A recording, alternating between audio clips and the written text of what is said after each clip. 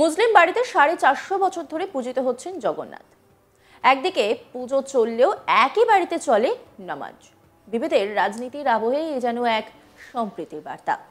পূর্ব বর্ধমান জেলার কেতুগ্রাম 1 ব্লকের কান্দারা মোল্লাপাড়ার শেষেই ভান্ডারি পাড়া। সেখানে বাস করেন শাহ আলম ওরফে টিটু খাদিম। বাড়িতে রয়েছেন স্ত্রী টুম্পা খাদিম ও তার 2 ছেলে। মেয়ের বিয়ে আগেই হয়ে গিয়েছে। ওই বাড়িতেই প্রায় 450 বছর ধরে জগন্নাথ রূপে বুড়ো ধর্মরাজ ঠাকুর পূজিত হন। মুর্শিদাবাদ, নদিয়া, বীরভূম, হুগলি জেলা থেকে হিন্দু মুসলিম উভয় সম্প্রদায়ের মানুষ আসেন, পুজো দেন, তারা আশীর্বাদ নেন। টিনের চালের এক চেলতে মাটির বাড়িতেই একপাশে রয়েছেন শাহ আলমের বাবা জাহেদ আলী খাদিমের সমাধি, আর অন্য ঘরে নিত্য পূজিত হচ্ছেন হিন্দু দেবতা। সকাল সন্ধ্যা দুবার পুজো হয়। বুড়ো ঠাকুরের পুজো ছাড়াও মন্দিরে রয়েছে শিব ও বিভিন্ন দেবদেবীর ছবিও। এখানে ধর্ম বলতে শাহ আলম বোঝেন মানবতা। আগে আমরা মানুষ, তারপরে ধর্ম। আমার পরিবারে 5 ওয়াক্ত নমাজ পাঠ যেমন হয়, পবিত্র রমজান মাসে রোজা রাখা হয়, আবার তেমনই নিত্য ধূপ দীপ জেলে ফুল দিয়ে জগন্নাথ রূপে বাবা বুড়ো ঠাকুরের পুজো হয়। বাড়িতে রয়েছে শিবের ত্রিশূলও। তিনি আরো বলছেন, রাজ্যের মুখ্যমন্ত্রী দীঘাতে জগন্নাথ দেবের মন্দির উদ্বোধন করছে। এতে আমার খুব আনন্দ। আমি পারলে একবার গিয়ে দেখেও আসবো। ধর্ম নিয়ে যারা বিভেদের রাজনীতি খোঁজে, আমি তাদের মানুষ বলে ভাবি না। আমাদের পরিচয় আমরা মানব জাতি। আগে সনাতন হয়ে জন্মেছি, তারপর তো কেউ মুসলমান, কেউ খ্রিস্টান হয়েছি। টিটু বলেন, আমার বাবাই আমাকে পুজোর মন্ত্র এবং উপাচার শিখিয়ে গিয়েছেন। টিটু খাদিম তিনি কি বলছেন শোনাব আপনাদের। মানে বাড়ি থেকে জন্ম থেকে হয়ে আছে, ঠিক আছে। ওই জন্ম থেকে হওয়ার থেকে এইটা দেখুন তখন থেকে আমার বাবা মারা যেটা করে আসছে সেটাই আমিও করছি। এই পুজো করে আমি 2 বার এখন বর্তমান করি। সকাল সন্ধ্যাটা দিতেই হয়। সকালে পুজো দিয়ে আবার সে সন্ধ্যাবেলা কি ঠাকুরের পুজো করেন? আমি ওই শিব ঠাকুরের পুজো করি। বুড়ো ঠাকুরেরই। বুড়ো ঠাকুরকে কেউ জগন্নাথ বলে ডাকে, কেউ কৃষ্ণ বলে ডাকে, কেউ ধর্মরাজ বলে ডাকছে। কেন জগন্নাথ বলে ডাকে? ওনাদের কেন ডাকা, যে শুনেছি নাকি হাত পা নেই, ওর হাত থাকে না, তার জন্য ওকে বলা হয় যে ছোট জগন্নাথ বলা হয়। তো এইরকম ওই এই মূর্তিটা যে ভাবি না, ওর হাতটা নেই। এই মূর্তিটা পেলেন কিভাবে? এটা পেলাম বলতে কি, এটা যে কবে থেকে আছে আর এর কর্মটা হচ্ছে অনেক দিনকার থেকে রয়েছে এইভাবে। তো শোনা মধ্যে অনেক কিছু আমাদের বংশতে প্রচুর লোক ছিল। এই ঠাকুরটাকেই ফেলে দেওয়া হয় এখানে ডোবাতে, ঠিক আছে। সেই ডোবা ফেলার পর থেকে আমাদের বছরে 60টা লোক মরে যায়। শোনা কথা সব, মানে এটা প্রায় 400-450 বছর আগের কথা। তো এইভাবে তখন এ বলেছিল যে আমাদেরকে ভক্তি করো, তুমি যা কিছু করবা করো। এই ঠাকুরটাকে প্রথম কোথা থেকে কে নিয়ে আসছিল? এটা প্রথম থেকে হয়তো এনেছে বটে, কেউ আমার তো নয় গো, আমরা পূর্বপুরুষ এসেছিল। পূর্বপুরুষ থেকে এখানে স্থাপিতই হয়ে আছে। বাড়িতে রোজা নামাজ পাঠ এগুলো হয়? হ্যাঁ, বাড়িতে নামাজ রয়েছে। আমার মেয়ে ছেলেটা বাড়িতে যারা আমার তো 8-9 যত ভাই আছি, তারপরে তো আমি করি না, আগে করতাম, এখন কিন্তু করি না।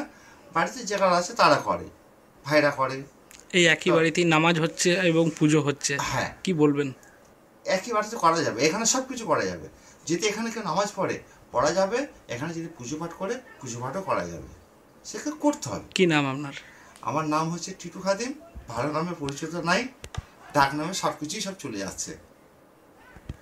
এই যে সামাজিকভাবে হিন্দু মুসলিম দুটো জাতকে একটা বিভেদ সৃষ্টি করছে, হ্যাঁ, বিভেদ সৃষ্টি। অথচ আপনার বাড়িতে দেখা যাচ্ছে হিন্দু মুসলিম উভয় ধর্ম রয়েছে। এটাকে কি বলবেন? এটাকে শান্তিপ্রিয় বলতে হবে। আর এটাতে হয়ে আসছে, মানে কি পূর্বপুরুষ থেকে হয়ে আছে বলে বোঝাই থাকে এখানে। আমার এখানকার পুজো দিতে একমাত্র আমি যখন চলে যাই, আমার ফ্যামিলি মানে বউ, ঠিক আছে, আমার মেয়ে, মানে হিন্দু মুসলিম সবাই। হ্যাঁ, পুজো সবারই দেওয়া হবে, সনাতনরাও দেওয়া হবে, খ্রিস্টানরাও দিতে আসলেও পুজো দেওয়া হবে, এবং ইসলামরাও যদি জানে। আমার কিন্তু যারা আজকে ধর্মকে ভাগ করছে তাদের উদ্দেশ্যে কি বলবেন? তাদের সেটা এখনো সেই মানুষের আস্থায় এখন আসেনি। তারা মানুষ না, মানে সেই আস্থা এখনো পৌঁছাইতে পারেনি। মানুষ কি বলছে, ধর্মশাস্ত্র বলছে, ঈশ্বর বলছে প্রথমে জন্ম নিয়েছি আমি সনাতন রূপে। তাহলে আমি তো প্রথমে হিন্দু হয়ে জন্ম নিয়ে এসেছি, তারপরে যখন মুসলমানদের ঘরে যাই ঘন্টা কাটাতে বলে আমি মুসলমান, তাহলে তো সে তফাৎ কোথায় হলো? আমরা তো প্রকৃতি জন্ম হয়েছেই তো সনাতন, এটাকে ভেদ করে না। তাহলে আগে এসেছে সনাতন, তারপর এসছে ইসলাম, তারপর এসছে খ্রিস্টান। কি বলেন? অশান্তি করলে তো নিজে নিজে বেরিয়ে যাবে। আজকে দীঘাতে জগন্নাথ মন্দির উদ্বোধন হচ্ছে, খুব ভালো জিনিস মুখ্যমন্ত্রী আছে, মুখ্যমন্ত্রীকে করছে। কি বলবেন? ওটাকে আমার জানা বলে খুব ভালোই হয়েছে। আপনি যাবেন? আচ্ছা গেলে ইচ্ছা পরে আছে? আমার অত দূরে ইচ্ছা আছে যাওয়ার? ইচ্ছা রইলে তো পারবো না খুব যেতে। না, ইচ্ছা আছে হ্যাঁ মনের? ইচ্ছা, সব জায়গায় ইচ্ছা আছে, আমি যেমন যাই দেশ ঘুরি, ইচ্ছা হয় যে আমি দেশ গেলে সব ঘুরতে আবার যাওয়ার ইচ্ছা প্রচন্ড। জানা গিয়েছে বহু বছর আগে এক পূর্বপুরুষ উত্তরপ্রদেশের অযোধ্যার কাছে রাস্তায় কুড়িয়ে পেয়েছিলেন 2 হাত ভাঙা একটি কৃষ্ণ মূর্তি। তিনি ওই মূর্তি কুড়িয়ে বাড়িতে নিয়ে এসেছিলেন, কিন্তু ইসলামিক রীতি অনুযায়ী মূর্তি রাখা বা পুজো করা নিষিদ্ধ, তাই সেটি পুকুরের জলে ভাসিয়ে দেওয়া হয়েছিল। জনশ্রুতি মূর্তিটি ফেলে দিয়ে আসার পর স্বপ্নাদেশ পেয়ে ফের সেই মূর্তি কুড়িয়ে নিয়ে এসে পুজো শুরু হয়। প্রায় 350 বছর আগে উত্তরপ্রদেশে কুড়িয়ে পাওয়া সেই কাঠের মূর্তি আজও নিষ্ঠার সঙ্গে বংশ পরম্পরায় পুজো করে আসছেন এই মুসলিম পরিবার। এলাকাবাসীর কেউ একে জগন্নাথ বলেছেন, কেউ বলেন বুড়ো ঠাকুর।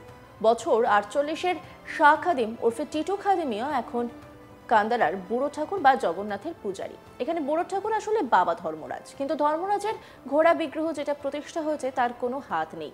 তাই 450 বছর ধরেই নাকি জগন্নাথ দেব রূপে বাবা বুড়ো ঠাকুর পুজো পান মুসলিম বাড়িতেই।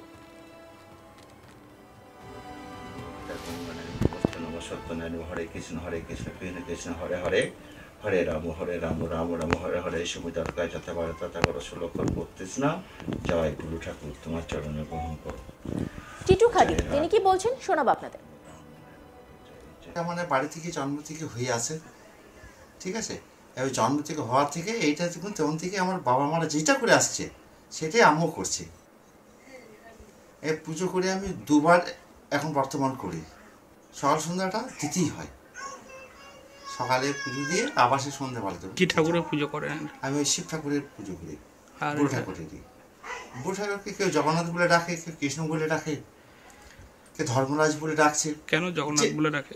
ওনাদের কেন ডাকায় যে শুনেছি নাকি হাত পা নেই, ওর হাত থাকে না, তার জন্য ওকে বলা হয় যে ছোট জগন্নাথ বলা হয়। তো এইরকম ওই এই মূর্তিটা যে হাবি না, ওর হাতটা নেই।